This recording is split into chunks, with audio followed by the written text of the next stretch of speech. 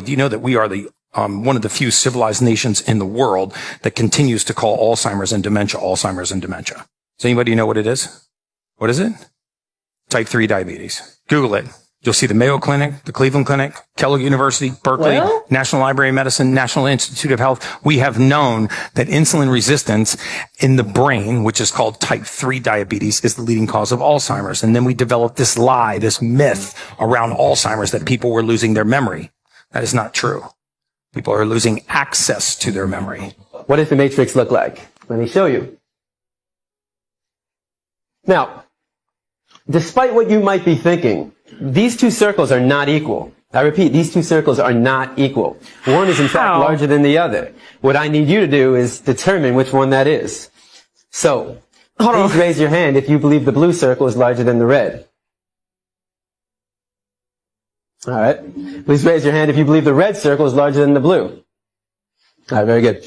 Now, before I said anything about these two circles, what was your first instinct? They're the equal, same. Right? Because they look equal. And the reason why they look equal is because, in fact, they are equal. These two circles are identical. Yet I got just about every one of you to raise your hand and say that they're not. So what did we learn? That you can be manipulated like that to believe in something that goes against your natural instincts. Just imagine as a child, you're taught that the blue circle is larger than the red. I feel bamboozled. If you say it enough times, you convince yourself that's the truth. If you're told the lie enough times, it becomes part of your reality. And if enough people are taught that lie, that the blue circle is larger than the red, well, now it becomes part of the culture.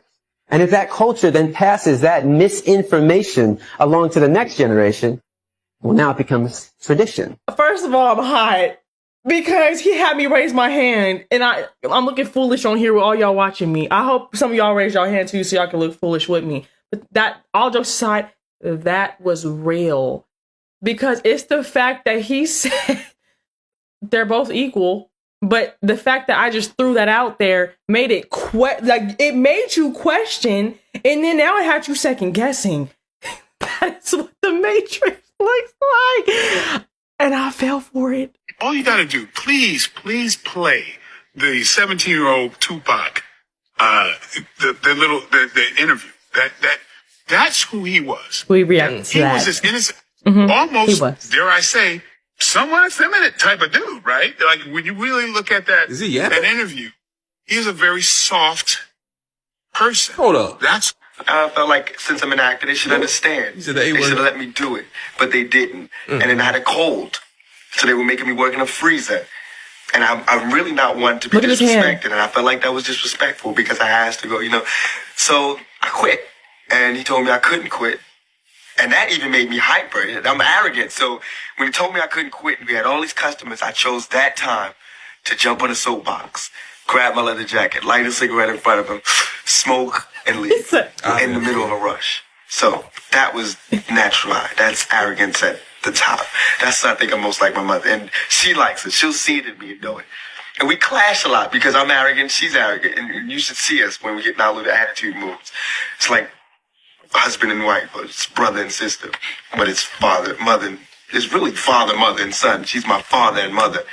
So, yeah, we getting out. What Michael J is talking about in this video was like, this was the real Tupac. This is the real Tupac. The Tupac that I know is the gangster, the thug life, the diss to Biggie Smalls, and we can go on and on. That was how I knew Tupac. So when I seen this video, it threw me off because I was like, I didn't know. Like his whole demeanor is different. The way he was sitting how he was talking, the movement of his hands, it just wasn't giving thug. The reason why he's able to, I want to say code switch, but how he was able to switch from this, like he was in these musicals, I think, if I got that correct, to this thug life is because he's an actor. So when he was in his role of Tupac, he was acting because that's not who he really was. The man in that video is who he truly was. So no, Michael J wasn't hating. He was just pointing out the real and the facts. High heels were invented to avoid stepping in poop. Perfume was created to mask the stench of feces. And princess dresses were designed for easy public urination and defecation. Yes, This all took place in what we think of as the Romantic era of medieval Europe, which was far dirtier than you might imagine. The streets and even the Grand Versailles Palace were littered with human waste. Walking down the street, you'd better carry an umbrella, It was that lest bad? you get hit by falling excrement.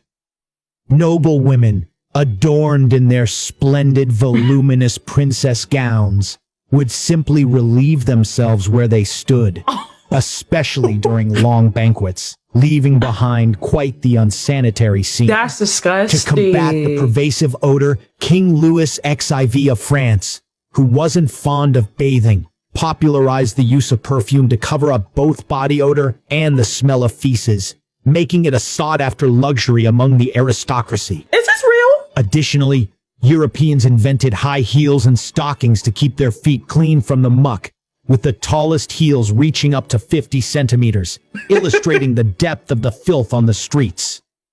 The prevailing feudal mindset, which held that everything, including dust and waste, was created by God, led people to see public urination and defecation as something not to be ashamed of, but rather a point of pride.